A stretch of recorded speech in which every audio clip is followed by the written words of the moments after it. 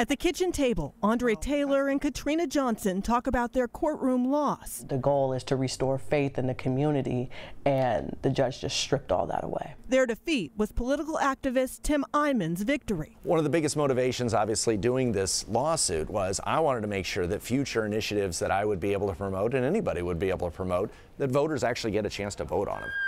Last month, he filed a suit over the way lawmakers made it easier to punish police who improperly used deadly force. It started with Initiative I-940.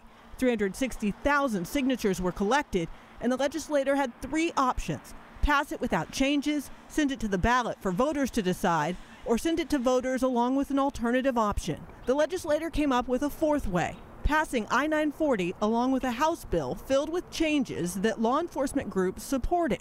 Senator Mike Patton said today there is no fourth option, nor should there be. The legislature made a terrible mistake this year when it tried to cut voters out of the loop. This is one of those rare occasions where the Constitution said you can't do this thing, and they did it anyway. A judge rejected what lawmakers did and said voters will decide in the fall if I-940 will pass. Here, it's disappointing. To do something about police accountability for our nation, and we are the state that is in the forefront of making people see what that looked like around the country, and having that taken right out of your hand. Andre lost his brother in an officer-involved shooting.